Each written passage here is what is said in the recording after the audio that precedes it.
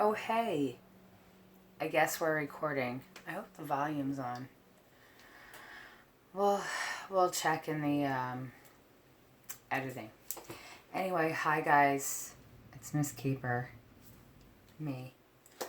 And it is Wednesday, May 20th.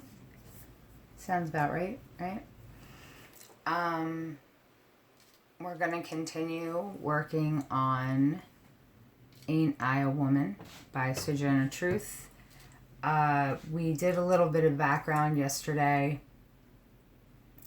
She gave this speech, she delivered this speech at the 1851, here we go, wait, I can show you.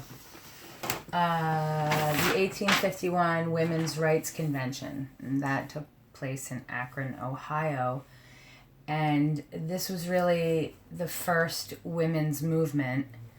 I said yesterday, 70 years later, women finally got the vote. However, this is where it all started, in Akron, Ohio. So, what we're going to do is break down her speech, which almost looks like a poem, the way it lays on the page. I didn't really edit any of the sentences or anything, for syntax or length or anything. So what we're going to do is take it slide by slide. We're going to start with slide number 1.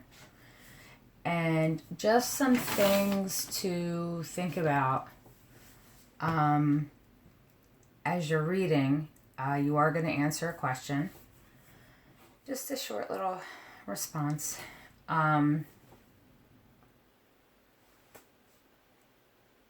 What I want you to think about the entire time, please, is the brevity or the briefness or the shortness of her speech, but the power behind it. And what is that power? Even if it's simple, we already said it, we're going to see some informal language. What gives the speech the power? So, the first thing we're going to do, I'm going to read the slide that you have attached today. And when I read this, I hear it moving slowly, if that makes any sense. Like, it's not a rushed speech. So, the first slide. Ain't I a woman? May I say a few words? I want to say a few words about this matter. I am a woman's rights. I have as much muscle as any man and can do as much work as any man. I have plowed and reaped and husked and chopped and mowed, and can any man do more than that? So, of course, this is just one of several slides. But this is her intro. How does she introduce? It says it in the title, Ain't I a Woman? Who is she asking? We want to look when writers use questions in general, because it's up to the reader sometimes to answer those questions. And here it's a rhetorical question. A rhetorical question is a question with an extremely obvious answer, almost as if it was ridiculous to ask the question in the first place. So, ain't I a woman?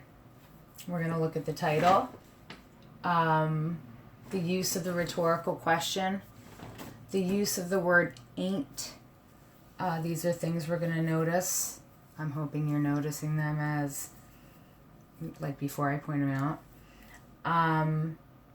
She starts off with another question within the speech, may I say a few words? But she doesn't wait for a response. So, why ask?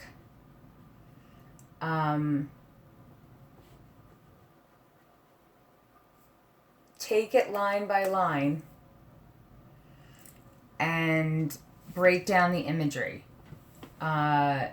She is a woman's rights. What does that sentence mean? She uses alliteration. She uses comparison. She uses descriptive language. So those are the things you are going to be looking at throughout the speech. We're just kind of doing the first one together. There's a lot of figurative language in this speech, and the informal language also is meant to produce some sort of feeling in the audience. So who is her audience at the Women's Rights Convention of 1851? Most likely people that would agree with her. But how is she getting them going? How does the beginning of the speech, what is she doing? What's her technique here? The question in the classroom, if I go to the classroom and I get out of, I think I'm losing my sight. It's not a good thing. No. My sight is weakening and I need stronger glasses. That's more accurate. So I'm going into the classroom and... Whoa. It is the post. It's going to be called May 20th, Ain't I a Woman Part 1. And all that's going to be attached is this video and the slide, the first slide we looked at, and you will answer the question in the question box. Short response question. You can't see because of the glare. But that's what's going on. We're going to do this step by step this week. Next week we are going to write a short argument,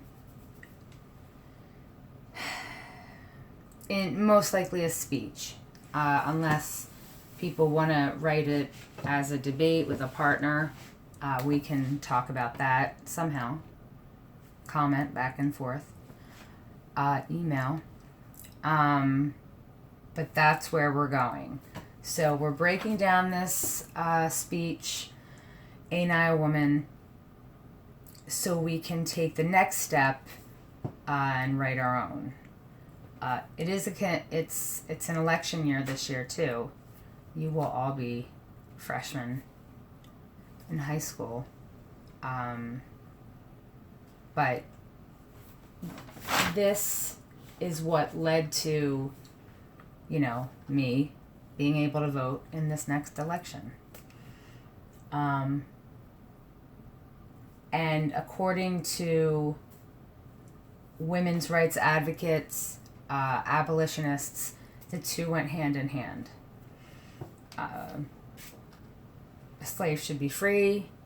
Women should not be treated as property anymore. But how does she deliver that message? So just start with the first slide. We talked about it a lot. I talked about it a lot. Start with the first slide, and then I'll see you guys tomorrow. I hope to see you at cap and gown pickup too. I'll be there. Hope you are too. Okay.